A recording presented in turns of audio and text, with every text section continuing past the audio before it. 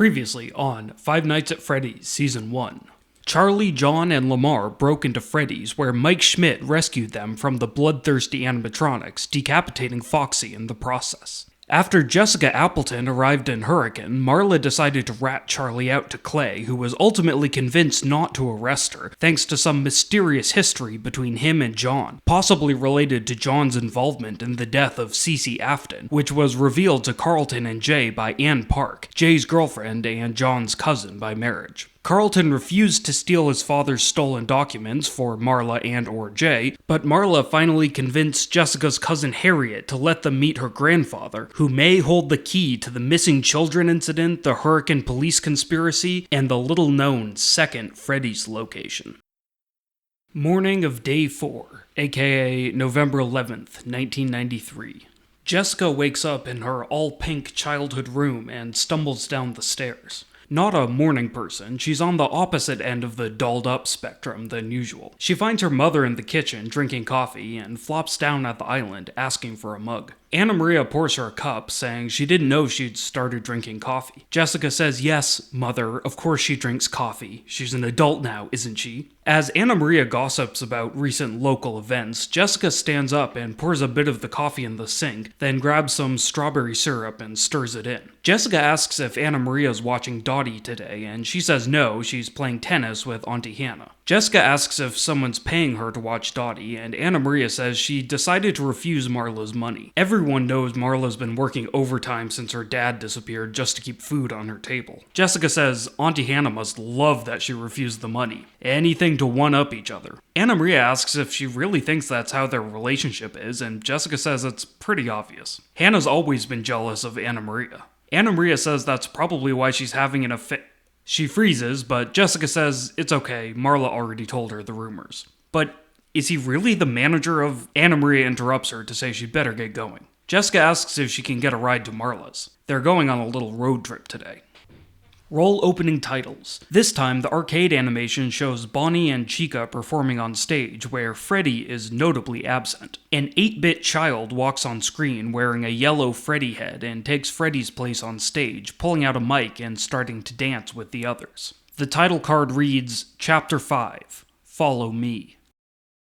On the morning of Day 4, mere hours after finally leaving Freddy's, Charlie shows up to Lamar's motel room with coffee. Lamar has plastered his room with diagrams of circuitry and robotics, all covered in handwritten notes. Charlie asks if he got any sleep. He says, "What, you mean in the 3 hours since we escaped that place?" Charlie says, yeah, she didn't either. Lamar tells her his working theory about the animatronics, explaining that Foxy's head was still powered by electricity even when disconnected from his body, and they saw that his body was moving as well. There was no source for the power, it was almost like it came from the metal itself. Charlie says she's sorry if this ruins his dissertation, but he heard Mike. They now have every reason to believe the animatronics are possessed. Lamar excitedly says that's just the thing. If there's really such a thing as a soul, couldn't it just be an undiscovered level of biology? After all, it has been reported that a body weighs slightly less after death. And what is the nervous system if not a network of biological circuitry? Charlie asks what the hell he's talking about, and Lamar says that Foxy's metal skull was pulsing with electricity, just like a brain.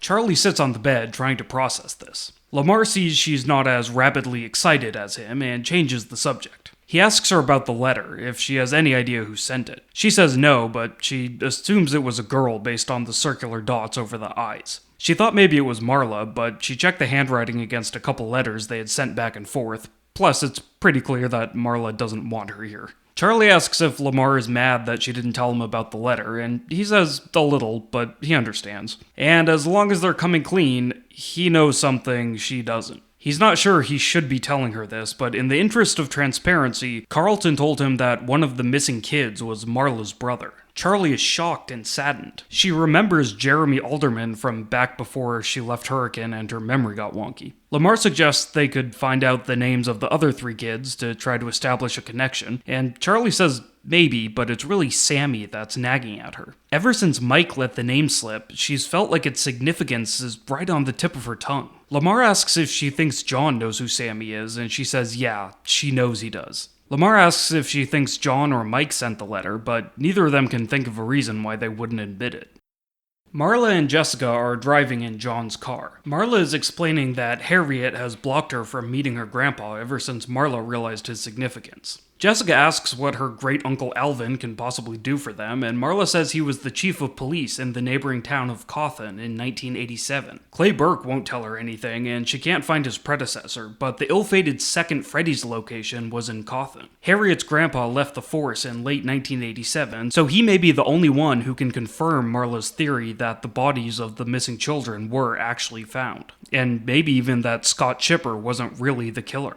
Jessica asks if Marla still thinks Henry was the killer, and Marla says it's not a theory, it's a fact. Jessica says she always kind of figured William Afton was behind the MCI and what happened at Fall Fest. Marla says no. It just wouldn't make any sense, since the first death connected with Freddy's was William Afton's own son, so it's not even worth talking about. Jessica says Marla doesn't have to spare her feelings. She spent so little time with the Afton kids that they might as well have not even been cousins at all. Marla says she's not sparing her feelings, she just knows for a fact that William wasn't the killer. For another thing, Henry left Freddy's while William stayed on as CEO for several years, which he wouldn't have done if he was guilty. Jessica asks, didn't Henry leave before the MCI? Marla says that's a minor detail. She asks Jessica, once again, if she knows what happened to her cousin, Michael Afton, and Jessica says no. She lost track of him after he stopped living with Carlton.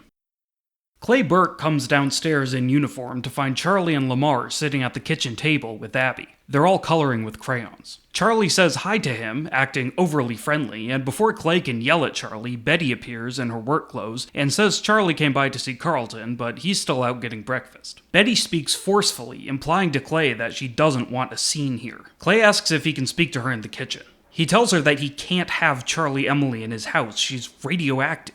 Betty says she couldn't turn her away. Does he want her to know how suspicious he is of her? Clay says, what about the other guy? They can't have an adult man hanging around Abby, especially one who he arrested his first day in town. Betty says that's why he'll just have to stay home until Carlton gets back. Clay asks her to wait instead, and she says no, she can't, she has a patient. And no, it's not Charlie's aunt. She tells him to remember that Charlie is still just a kid, then she leaves. Clay demands to know what Charlie's doing here, and Charlie says, isn't it obvious?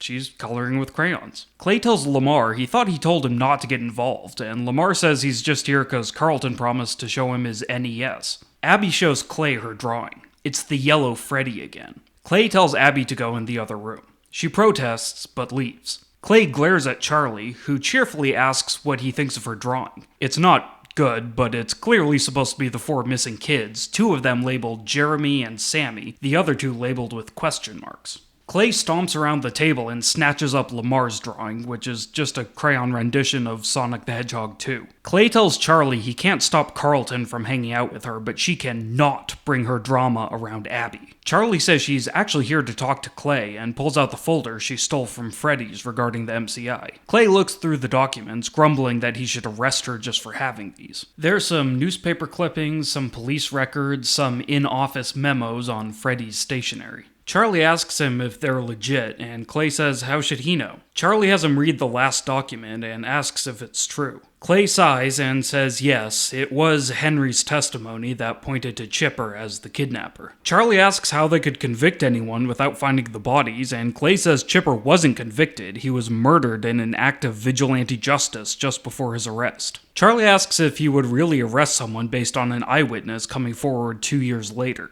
Clay asks what she wants. Charlie says Henry testified 2 years after the kids went missing. Did he know that Chipper was the kidnapper all along? Clay asks if she really wants to go down this rabbit hole, investigating her dead father. Charlie says she's here to find the truth, even if it hurts. Clay tells her that the truth can do more than hurt. The truth can kill. The front door opens and Carlton comes in, visibly unsurprised to see Charlie. Clay says he has to leave, but he'll be calling every hour to check on them. He makes it very clear that he'd like Charlie and Lamar out ASAP, then he leaves. Carlton says hold on and gestures to the window, and a moment later, John comes in, surprising Charlie. Carlton says look who he ran into at Sparky's. John says Marla took the car again, so...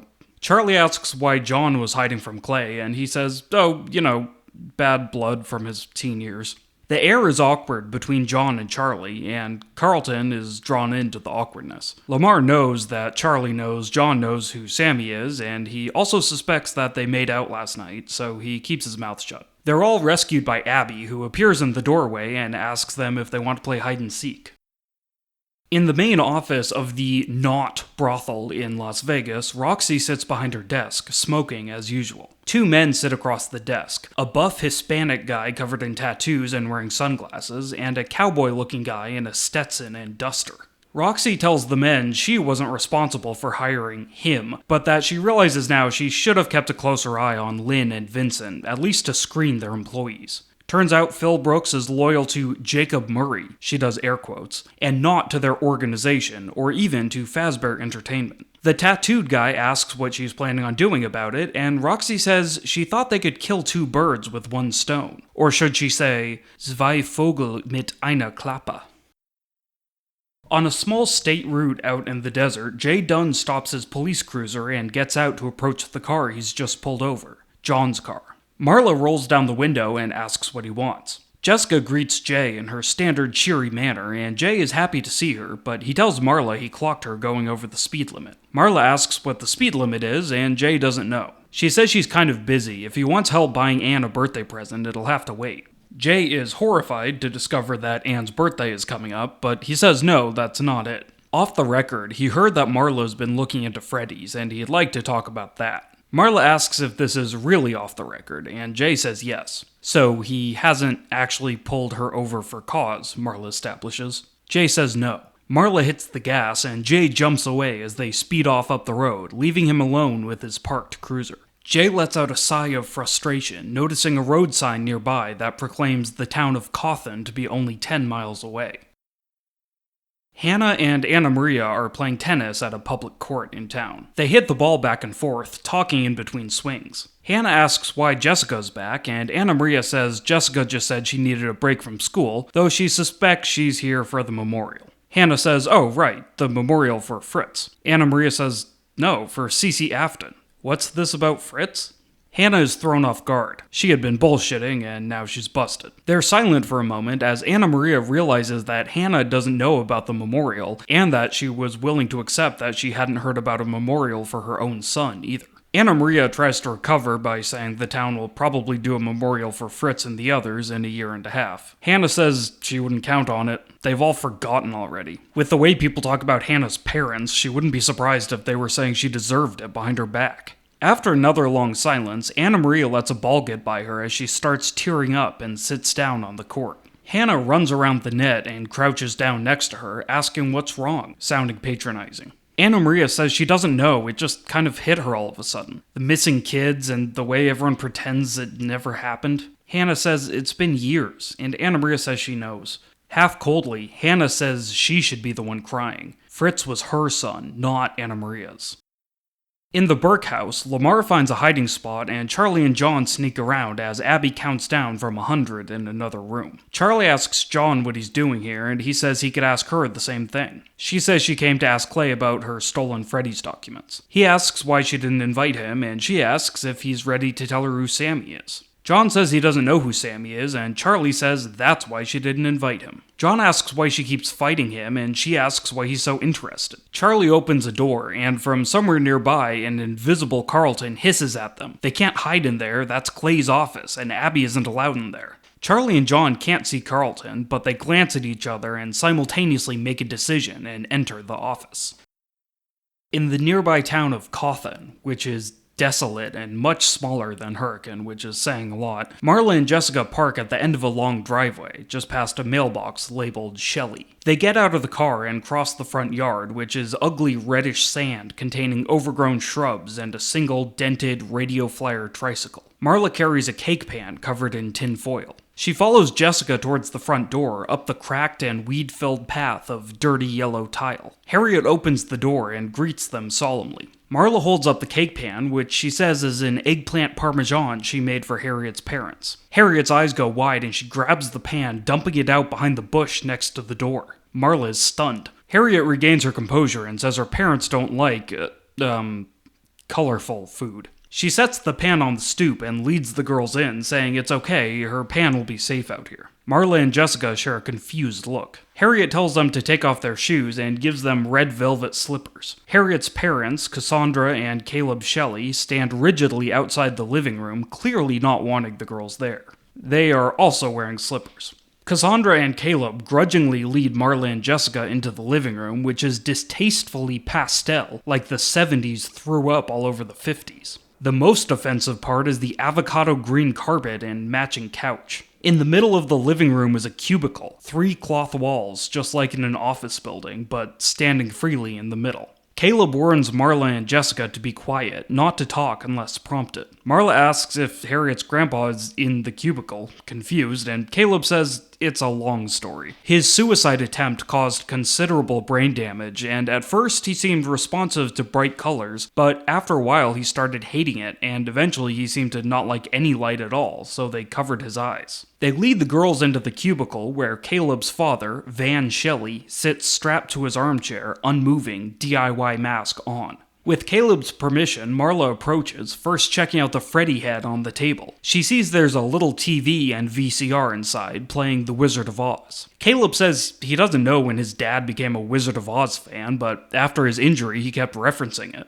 Marla kneels down with Van and reaches for his mask, but Caleb stops her. It's horrifying, he says, and he's not even sure his dad knows what he looks like. Jessica asks if he can hear them, and Caleb says he's never been quite sure. Marla says she'd really like to see his face. Caleb says he can tell her whatever she needs to know. Marla says she needs to know what happened in 1987, why the MCI kids were reclassified as dead, and why Van Shelley quit. Caleb says he didn't quit, he was forcibly retired, and it wasn't just him. There were only a few cops in Cawthon, but they were all fired around the same time, even the younger ones. Caleb and Cassandra have been receiving pension checks for 6 years now. Marla asks why Van tried to kill himself. Caleb asks if she really thinks they've never tried to figure it out. Van disappeared after the Cawthon Freddy's closed, and they didn't find him till after his suicide attempt. They haven't been able to get in contact with any of Van's fellow cops who worked before 1988. Of course they were curious, but at a certain point they had to just focus on taking care of him and stop theorizing about what happened.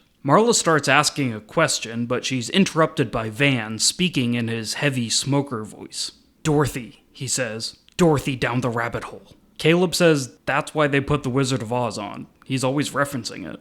Jessica says, "Isn't the rabbit hole thing from Alice in Wonderland? Dorothy got sucked into a tornado." Harriet says she should be impressed he can even remember any fictional characters' names. Marla asks if she can please look at Van's face, and Caleb says it's not going to tell her anything. Marla asks if they know how he tried to kill himself, and Caleb admits he doesn't, but it looks a hell of a lot like fire damage. Harriet vouches for Marla, and Caleb grudgingly agrees. He lifts the mask, revealing Van's face to be warped and scarred, his cheeks hollow, non-existent lips bared over empty gums. His eyes are glassy and silver, his nostrils are too big, and every inch of his skin is purplish with permanent bruising. The moment the mask is up, Van lets out a horrific scream, his crispy eyelids wide in shock, his mouth hanging open. His skin is mottled and taut like old leather. "Dorothy," he cries. "Dorothy in the looking glass. Where are the eyes? It's me! It's me!" Marla jerks back and Caleb puts the mask back on his dad, telling Marla to get out. Marla tries to protest, but Caleb yells at her and Cassandra starts ushering them out of the cubicle. A moment later, she pushes Marla and Jessica out through the front door, politely telling them to not come back. Marla picks up her cake pan, grumbling about how she just needed one more minute with him. Jessica taps her on the shoulder and points across the street, where Marla notices Jay Dunn leaning on his cruiser.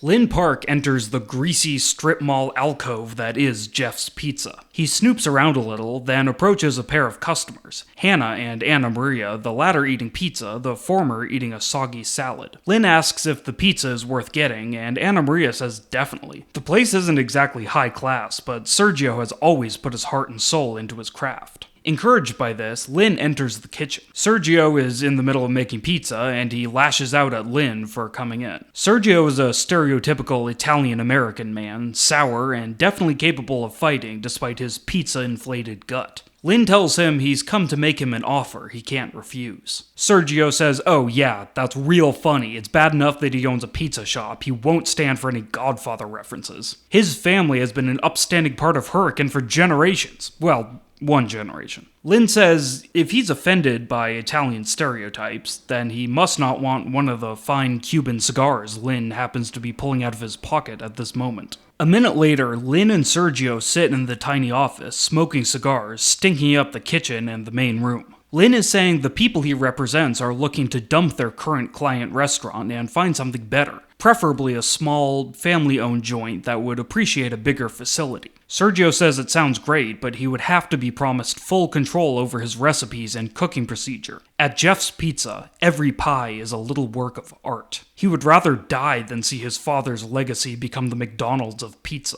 Lynn tells him not to worry. The people he works for can be incredibly generous, both with money and with other benefits. Sergio stands up and pulls a framed photo off the wall. A real mafia-type guy with a little boy standing outside a brick building. Sergio says he doesn't know if he could give up ownership, not after all he's sacrificed. His old man came to America with just a few dollars and a dream, and he built the finest pizzeria Utah had ever seen. It was those greedy bastards with the robot bear who stole his profits and took his building for a song. But it's not about the size of the building, it's about the love and passion you put into your work. Lynn says yes, absolutely. So imagine how it would feel to spread his passion through the entire state. With Lynn's help, Sergio could experience the full spectrum of the joy of creative pizza. And the best part? It's those greedy bastards with the robot bear who Sergio would be supplanting. Charlie and John are rifling through Clay's desk, finding nothing of importance. At one point, Charlie finds a photo of baby Carlton in a diaper, and they both snicker at it, but when they meet each other's eyes, they look away, embarrassed. Carlton comes in and snaps at them for looking through his dad's stuff, and for using hide-and-seek for nefarious purposes. Abby yells, "Ready or not, here I come." Charlie says no one in town is willing to help, so she needs to do it herself. She tells Carlton that John told her that Marla told him that Carlton told her that Clay has the police files on Freddy's in his house. Carlton says yeah, but they're not here. His uncle took them a while ago, but he never admitted it. Charlie asks who his uncle is, and Carlton says he's not going to tell her. Outside, Abby says they better not be in the office, because she's not allowed to go in there. Charlie asks why Carlton won't help, and he says he doesn't want to get involved with any of this. John asks if he hasn't been involved the entire time. Carlton asks what he means, suspicious. Just then, the door opens and Lamar rushes in, seeming annoyed that they all chose the same hiding spot.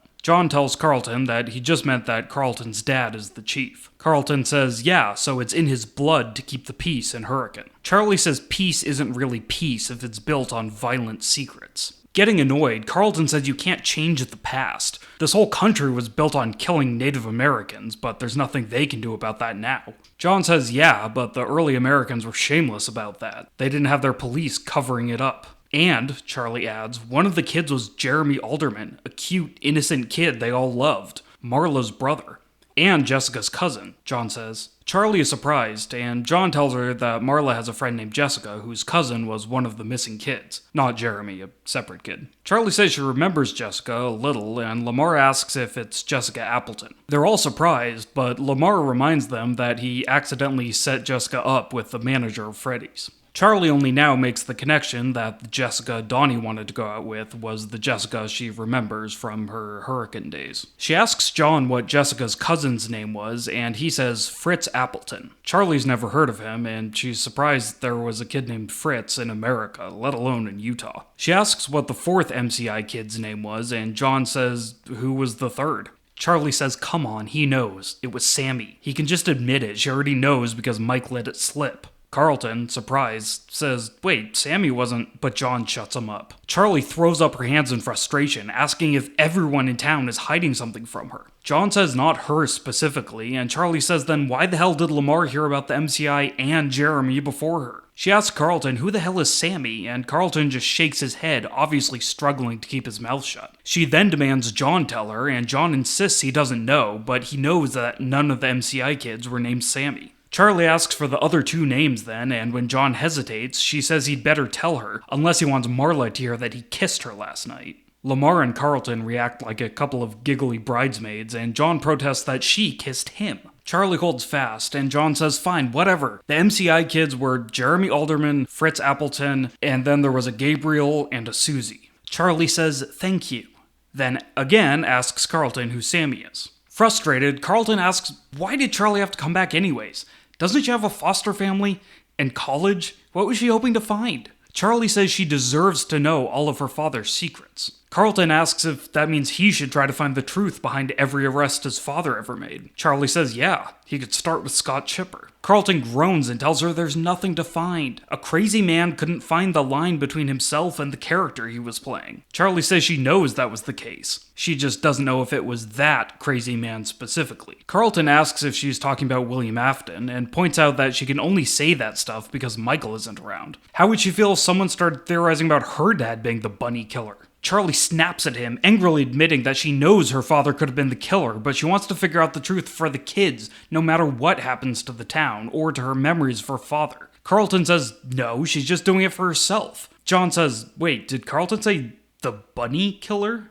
What does that mean? Charlie realizes he's right, and she says the yellow rabbit as a memory stirs. Carlton kicks himself, but it's too late. Charlie asks what he knows about a yellow rabbit. Carlton is exhausted from this conversation, so he finally admits that Scott Chipper wore a rabbit suit when he kidnapped the kids, but only the cops know about it. Lamar says if the animatronics can really free roam, who's to say they didn't kidnap the kids themselves? Charlie points out that the bear that killed Cece Afton was also yellow. Just then, Abby comes in, upset at them for hiding in the office. Carlton says the game's on pause. Abby says you have to say if the game is on pause. Charlie asks if anyone's sure Cece even died at Freddy's. She doesn't remember there ever being a yellow bear animatronic. Abby says her dad has a yellow bear. John says he thinks he remembers other animatronic restaurants in Hurricane before Freddy's, but he isn't sure. Carlton says the yellow rabbit wasn't an animatronic. Chipper wore it like a suit. Reluctantly, Charlie admits she saw a yellow rabbit animatronic in some kind of dream or vision. She's also seen the yellow bear that killed Cece. His name is Fredbear, Abby says. Carlton shushes her, but Charlie and John ask what she means. Abby says her dad keeps Fredbear's head in a safe. Abby says she's going to start counting again, then they better hide, for real this time. She leaves the office. Carlton looks fed up, but Charlie asks where the safe is. Carlton says not here. Charlie says it's time to give in and just start helping them. Doesn't he remember being a kid? Didn't they used to have all kinds of wacky adventures, getting into scrapes because of their own curiosity? Carlton asks if she remembers any of that, and Charlie gets real quiet. Carlton says he doesn't know what Abby is talking about, but her dad isn't here. She's his cousin, not his sister, and her dad lives across town. John asks if Abby's dad would be the same person as Carlton's uncle who took Clay's documents. Carlton says yes. Charlie asks where he lives, and Carlton says he'll never tell.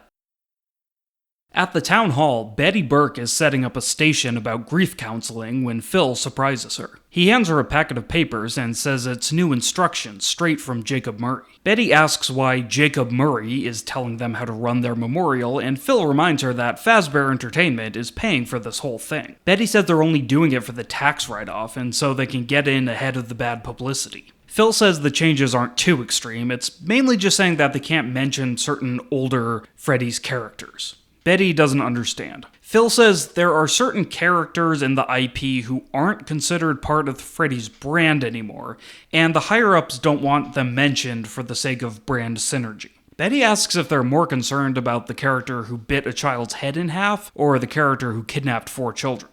Phil says both. They're both just kind of outdated. They already have a new rabbit and bear character, and having both the mascots be yellow was not a great choice. Back when the yellow rabbit and bear existed, Freddy's hadn't really found its footing as a franchise yet. Afton and Emily hadn't planned everything out ahead of time, and some things always fall through the cracks.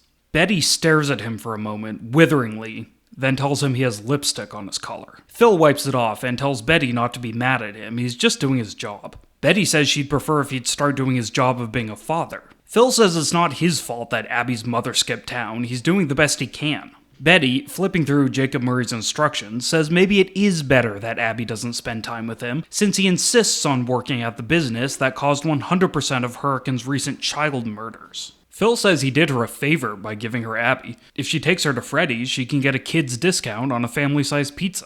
Betty says she swears to God he better not be taking Abby to Freddy's, and Phil looks surprisingly serious as he asks if she thinks he would put his daughter in danger. Have we forgotten about Cassidy? Betty demands. Phil says he had nothing to do with that. Betty's voice rises as she says that's worse. He started doing the devil's bidding after he found out. Phil says he doesn't have time for this and starts walking away. Betty yells after him. "You sold yourself, Phil. You sold me out, and Abby, and Cassidy. We all know who really killed those kids. He signs your paychecks in blood." Jay is driving aimlessly around Cawthon, Marla in the backseat of his police cruiser. Jay asks what she's doing in Cawthon. Marla says she could ask the same thing. He has no jurisdiction here. "Yeah," Jay says, "unless he's chasing someone who he previously pulled over and then she almost ran over his foot." Marla apologizes for that, but says she could tell he knew where she was going and would try to stop her. Jay asks if she's trying to figure out what happened at the Cawthon Freddy's, and she says yes, or at least what happened in 1987. Whatever it was, it seemed to have affected both towns. Jay says he's also been poking around recently, ever since Charlie Emily got to town, and he realized the older cops are keeping secrets from him. Marla asks what secrets, and Jay hesitates. He's still a cop, and he still thinks of Clay as a father figure. Clay says Freddy's is tied to Hurricane, and exposing their secrets would tear the town apart. Marla says sure, but it would be worth it. She doesn't want to ruin everyone's lives, but the important thing is to find out what really happened to the kids, especially her brother. She asks if Jay knew that the kids were quietly reclassified as dead in early 1988, and he says no. She tells him that Captain Van Shelley quit the Cawthon Force around the same time and asks if there may have been a connection. Jay says he doesn't know who that is. Marla says Clay became the chief around the same time, and Jay says yeah, because there was no one left. He realizes his mistake, and Marla asks if he's saying all the Hurricane cops quit in 1987. She just found out all the Cawthon cops did. Jay doesn't reply. Marla says she's come across evidence of something called the Bite of 87. Is that related? Jay says she's talking about C.C. Afton, but that happened in 83. Marla says no, she's seen something called the Bite of 87 referenced in Fazbear Entertainment documents and police records. Jay asks where exactly she's getting these police records, and Marla says she's doing what she has to do. Jay asks if she really has to do any of this. Can't she just pretend nothing ever happened like everyone else? Marla reminds him that Jeremy was her brother. He wasn't even 10 years old, and he was murdered in cold blood. Henry Emily wore the rabbit suit to murder the children, but there's so much more that's being hidden by Clay Burke and Fazbear Entertainment. Jay is surprised she knows about the rabbit suit, and Marla says she probably knows everything he does and more. "Come on," she says. "He should help her out instead of going along with whatever the older cops say. Do it for the younger generation who never got to decide whether or not to let evil into Hurricane." Jay thinks about it, but he's distracted as they pass an empty lot of broken concrete with nothing but an electrical box in the center. "Wait a minute," he says, slowing down. They pass another couple houses, all boarded up and overgrown. Marla asks what he's looking for, and Jay says he's pretty sure Michael Afton used to live around here. Marla looks excited. Is he still here? Jay says he hasn't heard from him in years, but maybe. They reach a mailbox with the name Afton scratched out, and Jay gets out of the cruiser. A purple mid-70s muscle car is parked in the driveway. Marla tries to follow him, but the back door doesn't open. Jay rings the doorbell once, twice, and on the third ring, the door opens to reveal Mike Schmidt in boxers and a purple bathrobe. Jay asks if Michael Afton still lives here. Mike says there's no one here by that name. Jay asks if he knows a Michael Afton anywhere in Cawthon, and Mike says no. Jay asks what his name is, and Mike says Devin Blaine Marks, Jr. Jay says, "Okay, sorry to bother you." Mike yawns and says it's no problem, he's just kind of nocturnal. Jay returns to the cruiser and starts driving aimlessly, clearly preoccupied. Marla asks if they can get back to Jessica now, and Jay says fine. Fine, he'll help her out, even if he gets fired, even if it ruins the whole town.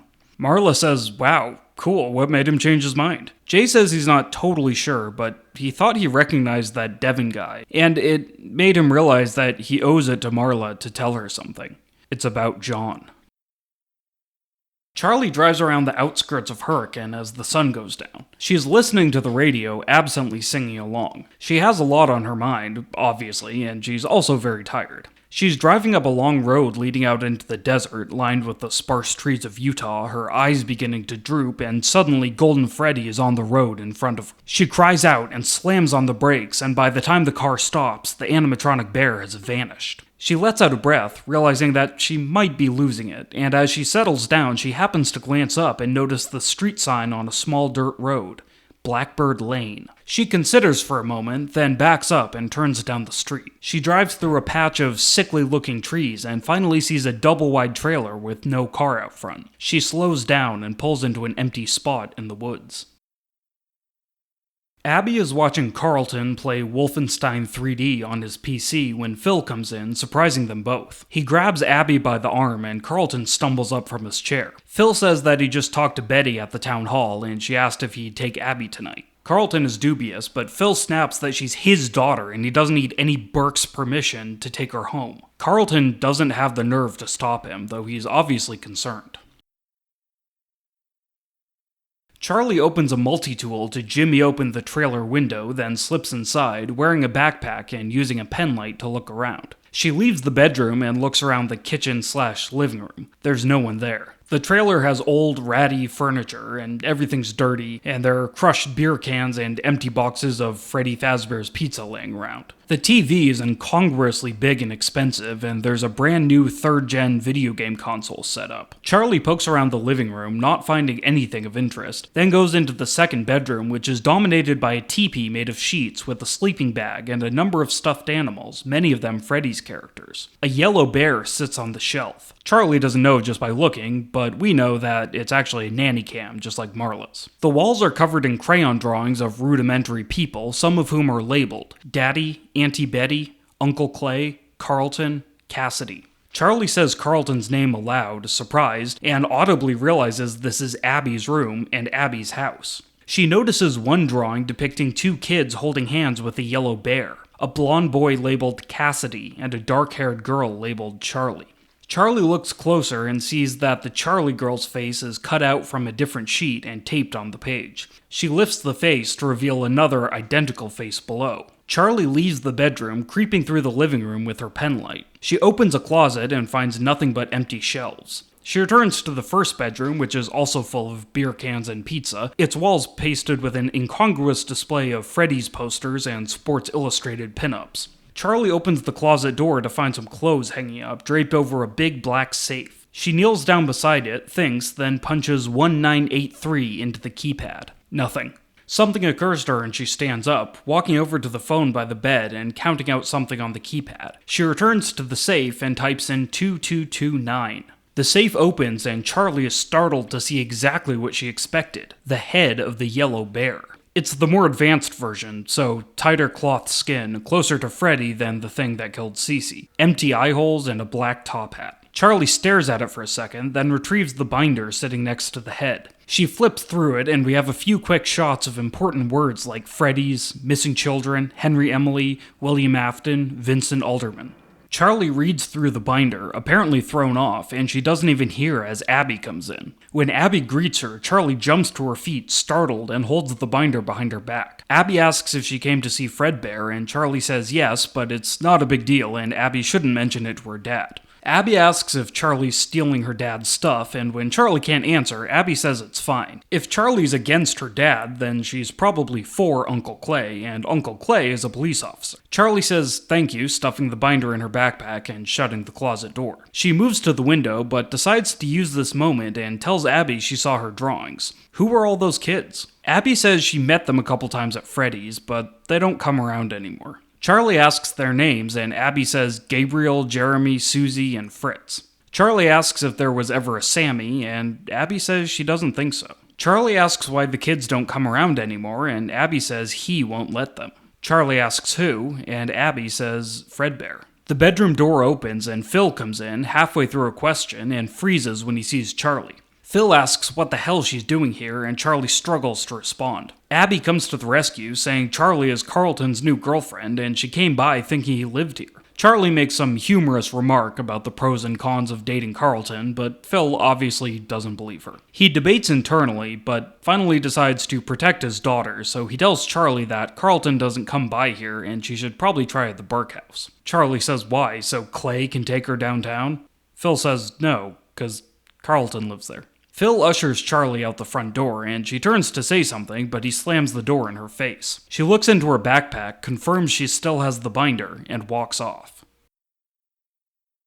A minute later, inside, Abby is watching Adventures of Sonic the Hedgehog while Phil talks loudly in the other room, defending himself against accusations of irresponsibility. He says he doesn't know how she found his house, and yes, she got his documents, but hey, it was your idea to keep them here. Abby turns to look at the bedroom door, wondering what's going on, and we cut to inside, where Phil is talking on a corded phone and cracking open a beer. We can't hear the person on the other end of the line, but they presumably just asked what Charlie knows, because Phil says she must know everything. A moment later, he says no, he's not going to do that. He said years ago that he would do whatever he wanted, but he's not going to cross that line. The other person apparently tries to convince Phil, because Phil says he shouldn't try. Phil has enough dirt to bury him and Fazbear Entertainment forever. Phil says, yeah, you go right ahead and come to Hurricane. Handle this Charlie situation yourself, because this is way more than what you pay me for. Phil hangs up, and we see on his face that he's just realizing the horrifying implications of telling the other person to come visit him.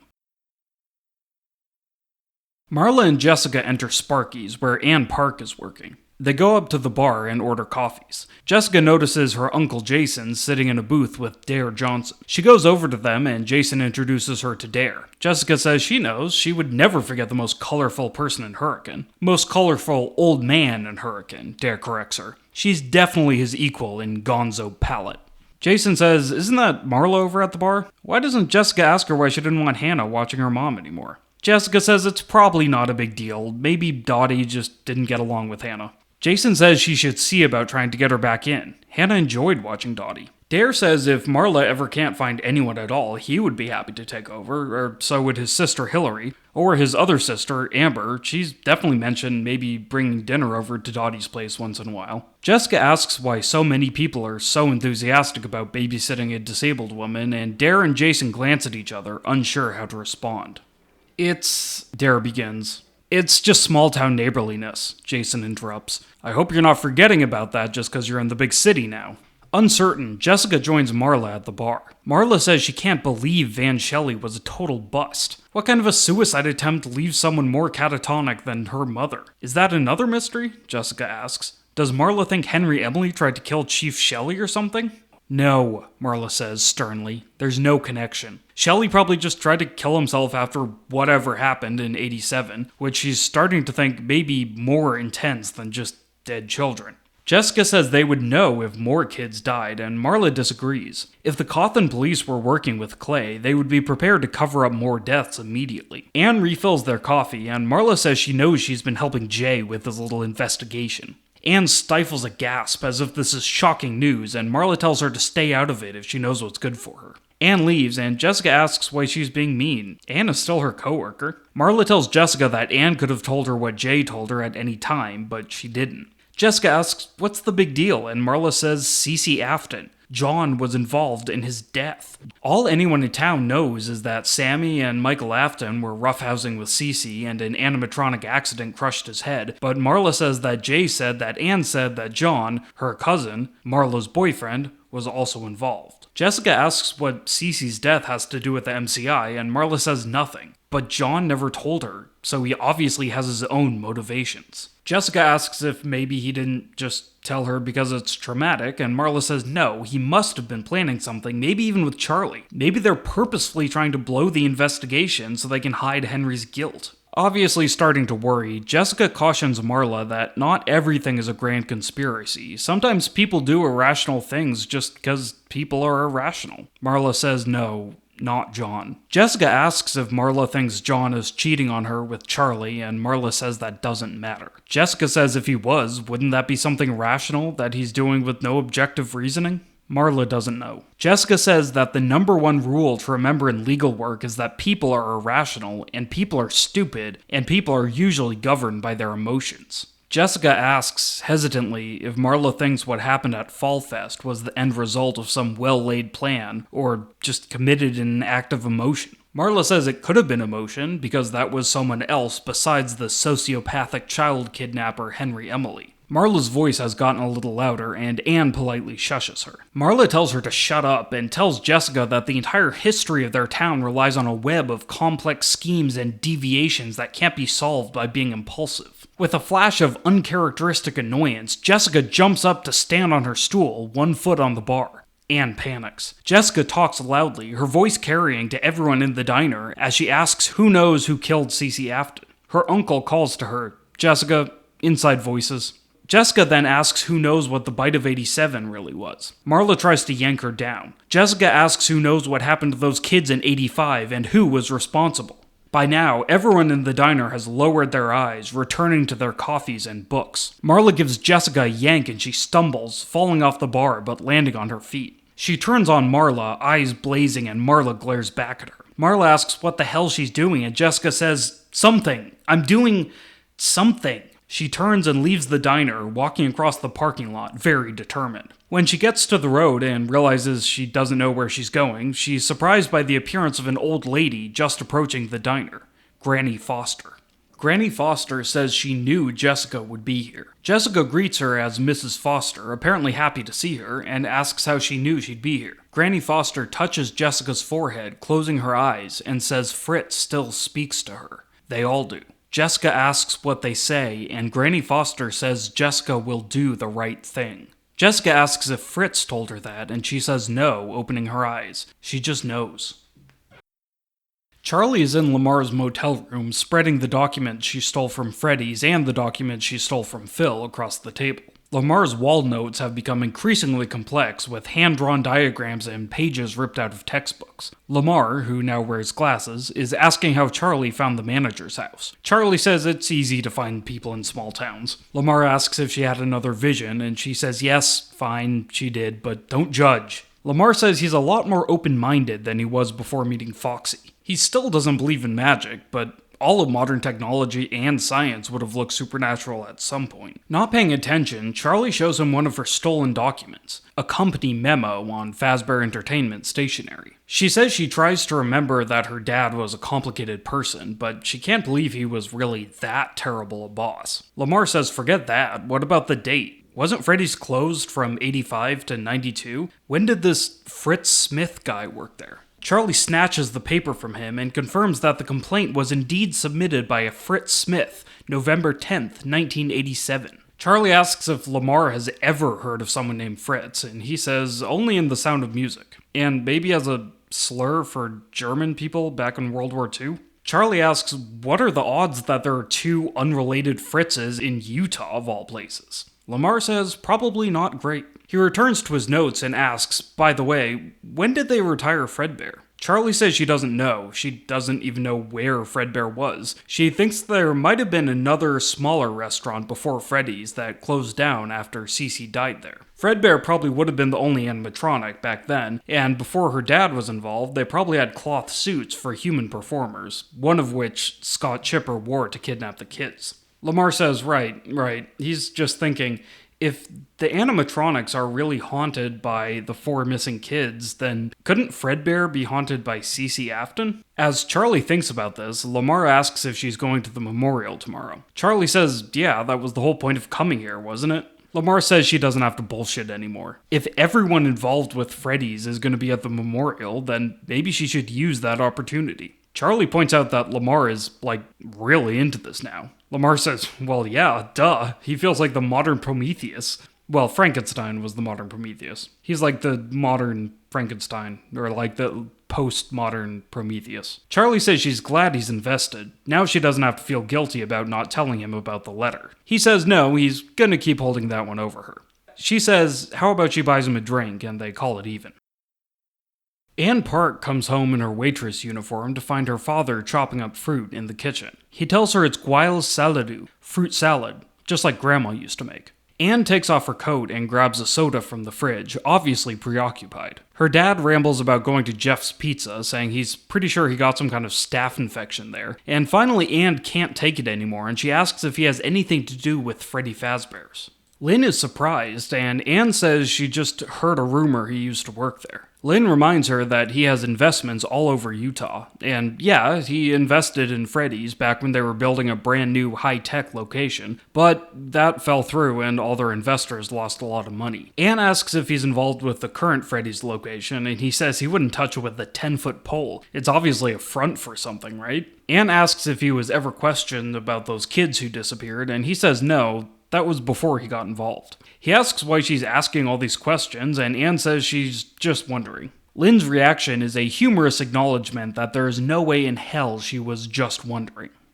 A while later, Lynn and Anne are eating dinner in front of the TV when Lynn's stomach makes a gurgling sound. He stands up quickly, saying Jeff's pizza doesn't agree with Korean food, and rushes to the bathroom. A minute later, he steps out, looking relieved. As he passes his bedroom door, he hears a knock from the other side. Surprised, he opens the door and is yanked inside by a pair of hands. We see that the trespasser is Vincent Alderman, the window behind him open. Lynn reacts in surprise.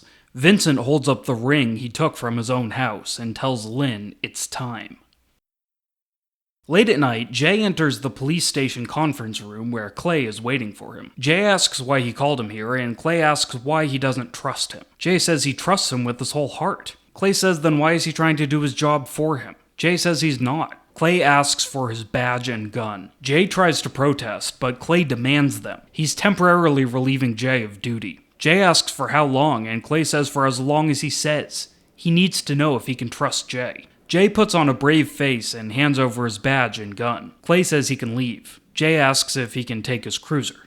Clay says no. Jay turns to go, but hesitates and tells Clay that he's the only officer here who didn't get hired through the accelerated training program, and that should tell Clay something about his dedication. Clay asks how he knew about that, and Jay says he's pleading the fifth and leaves. Clay sits at the table and puts his head in his hands, releasing a deep sigh. Charlie and Lamar enter the Western-themed Rusty Horseshoe Bar. There's a decent number of patrons drinking and having a muted good time. There's music playing, nothing too upbeat, and a mechanical bull in the corner, but it's clearly out of order. They sit at the horseshoe-shaped bar, and the bartender gives them some menus. Lamar orders a vodka tonic, and Charlie orders something called a Jackrabbit Palace, which turns out to be a colorful cocktail layered like a sunset, yellow to purple. Instead of an umbrella, there's a stir stick with a little yellow rabbit head on the end. Charlie asks what's with the rabbit, and the bartender says she can't order a drink called the Jackrabbit Palace and be surprised when there's a rabbit involved. Charlie says this doesn't seem like the kind of place for frilly drink decorations, and the bartender says don't read too far into it. Sometimes a rabbit is just a rabbit. Reading his name tag, Charlie says thanks for the sage advice, Scotty.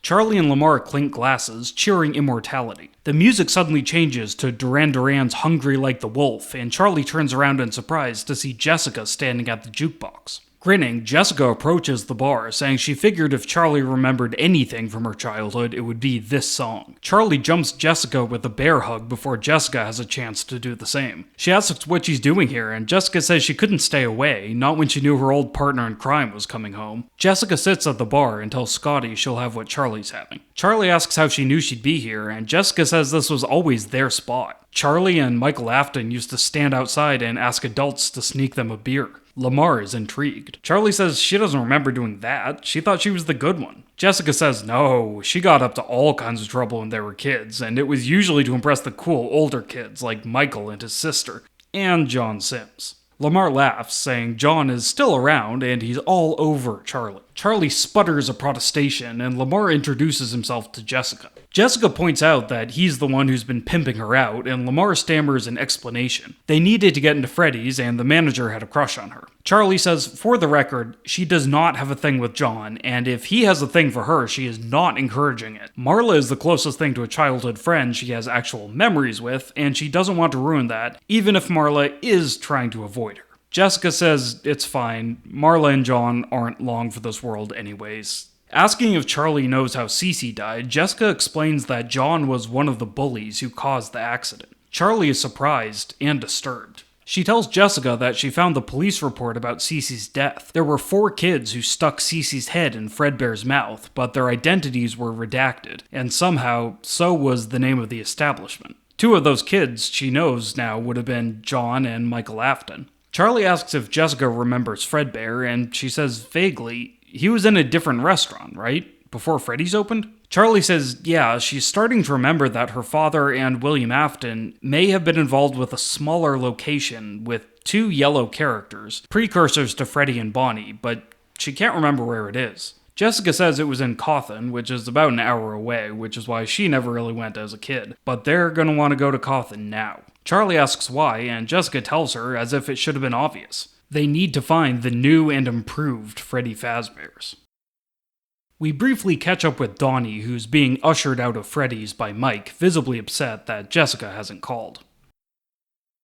That night, in his double-wide, Phil is passed out in front of the TV. Abby enters the living room, checking to make sure he's asleep, then creeps into his bedroom, opening the closet to reveal the safe, still unlocked. She opens it and withdraws the Golden Freddy helmet, carefully putting it on her own head. She says, "Hello?" She turns around, looking for something, and a figure steps out from behind her, apparently materializing from thin air.